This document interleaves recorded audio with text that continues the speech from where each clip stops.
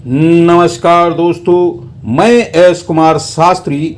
आज बात करेंगे विवाह के कुछ अशुभ योग के बारे में। दोस्तों, यदि आपका कोई भी प्रश्न हो तो आप कमेंट्स करके उस प्रश्न के बारे में पूछ सकते हैं।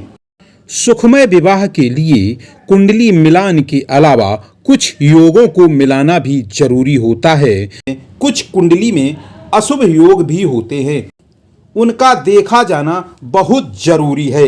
जैसे यदि सप्तम भाव का स्वामी शुभ युक्त ना होकर षष्ठ यानी छठे भाव, आठवें भाव तथा द्वादश भावगत हो और नीच का हो अथवा अस्त हो तो जया यानी जातिका का जीवन सुखमय नहीं होता है। यदि किसी जातक की कुंडली में षष्ठमेश, अष्टमेश और द्वादशेश सप्तम भावगत हों और उनमें शुभ ग्रह की दृष्टि व योग ना हो अथवा सप्तमाधिपति यानी सातवें भाव का स्वामी 6, 8, 12 का भी स्वामी हो तो स्त्री सुख में बाधा होती है। अगर ऐसे जातक का विवाह कर दिया जाए तो उस स्त्री का जीवन नरक हो जाता है।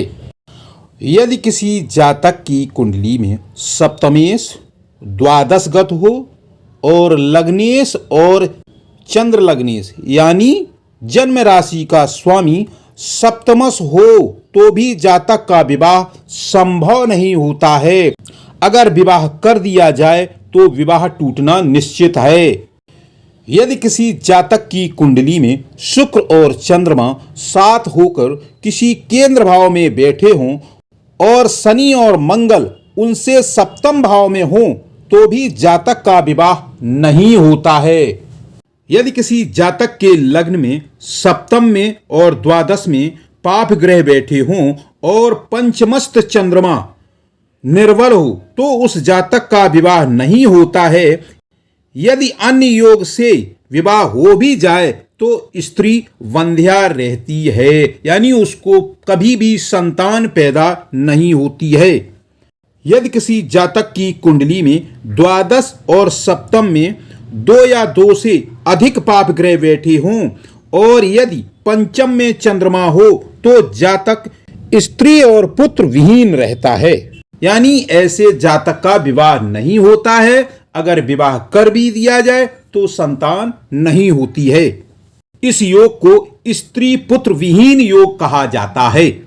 यदि किसी जातक की कुंडली में शनि और चंद्रमा के सस्तमस्त होने से प्रायः जातक का विवाह नहीं होता है और यदि विवाह हो भी तो स्त्री हमेशा वंध्या ही रहती है, यानी स्त्री को संतान पैदा नहीं होती है। ज्योतिष शास्त्र में सभी विद्वानों का एक ही मत है कि यदि जातक के सप्तम भाव में पाप ग्रह रहने से मनुष्य को स्त्री सुख में बाधा होती है।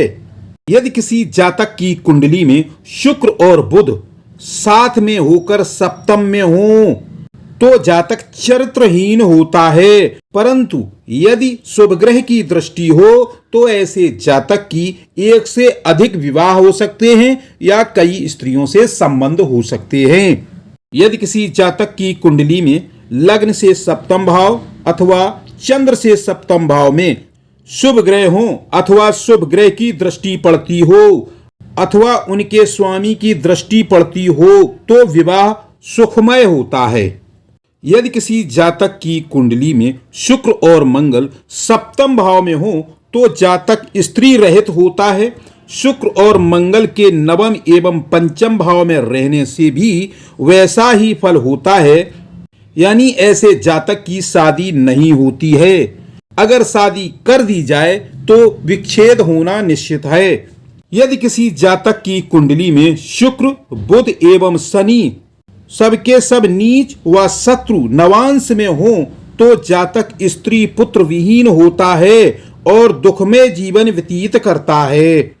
दोस्तों, यह विवेचन ज्योतिष शास्त्रों और धर्म शास्त्रों पर आधारित है। यदि आपको अपनी कुंडली का सही विवेचन चाहिए तो आपको अपने किसी ज्योतिषी से मिलकर अपनी सही विवेचना करवानी चाहिए। मैं एस कुमार शास्त्री फिर मिलेंगे अगले वीडियो में। धन्यवाद।